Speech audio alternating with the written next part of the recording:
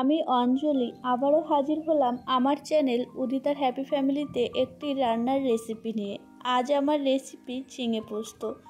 Hello everyone, good morning.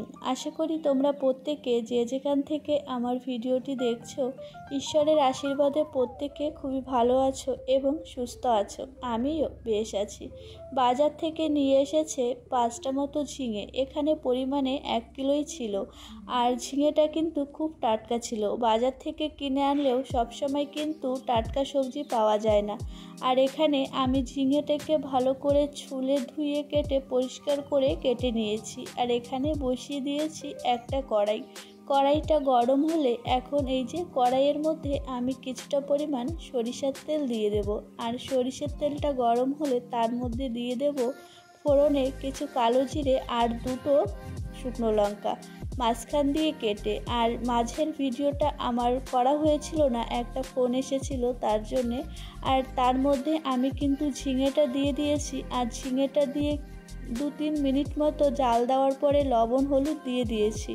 আর এইদিকে চলো আমি মশলাটা করে নিই। আমার আজকের মশলা পোস্ত, কাঁচা লঙ্কা আর কিছুটা পরিমাণ সরিষা। আমার কাছে সাদা সরিষাটা ছিল না, তাই আমি লাল সরিষাটা দিয়েছিলাম। তবে সরিষাটা অপশনাল, তোমরা চাইলে দিতেও পারো আবার নাও দিতে পারো। আর এখানে আমি ঝিঙেটা একটু ভাজা ভাজা হয়ে গেলে তার মধ্যে ওই মশলাটা দিয়ে দিয়েছি। আর মশলাটা দিয়ে একটু ভালো করে নাড়াচাড়া করে ওই জারটাকে ধুয়ে যে জলটা হবে সেই জলটাকে আমি দিয়ে দেব। তারপরে আমি এইভাবেই কিছুটা টাইম ঢাকা দিয়ে আস্তে আস্তে জাল দিয়ে নেব। আমার রান্না এই ঝিঙে পোস্ত রেসিপিটি তোমাদের যদি ভালো লেগে থাকে অবশ্যই আমার চ্যানেলটিকে সাবস্ক্রাইব করে আমার পরিবারের একজন হয়ে যেও। আর মিষ্টি করে একটি কমেন্ট করে যেও, সেই কমেন্টের ভিত্তিতে আমি চলে যাব ঠিক নিয়ম মেনে তোমাদের পরিবারে। ওইদিকে ঝিঙে পোস্তটা আমি ঢেকে কিছুটা টাইম জাল দিতে দিতে এইদিকে আমি একটা মশলা করে নিচ্ছি।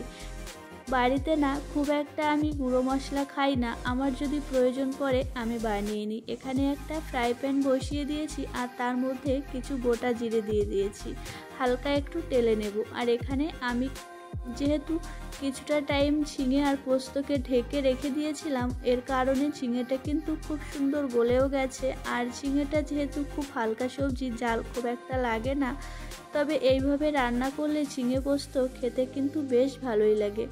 আর যেহেতু পোস্ত বাটা আমি কিন্তু খুব একটা ঝোলঝোলও করব না, একদম গামাখা করব। এখন এই যে আমার কিন্তু প্রায় ঝিঙে পোস্তটা হয়ে গেছে। আর নামানোর কিছুটা আগে আমি কিছুটা পরিমাণ সরিষার তেল দিয়ে দেব।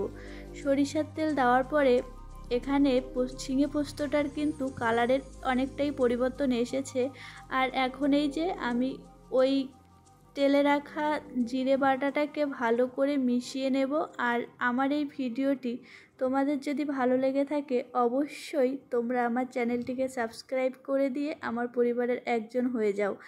আর দেখা হচ্ছে আগামীকাল আরও একটি সুন্দর নতুন ভিডিওর সাথে। আর এইভাবে ঝিঙে পোস্ত রান্না করলে গরম গরম ভাতের সাথে খেতে কিন্তু দুর্দান্ত লাগে। তোমরাও একদিন ট্রাই করো। দেখা হচ্ছে আগামীকাল আরও কোনো অন্য ভিডিওর সাথে। ততক্ষণ পর্যন্ত ভালো থেকো, সুস্থ থেকো, সাবধানে।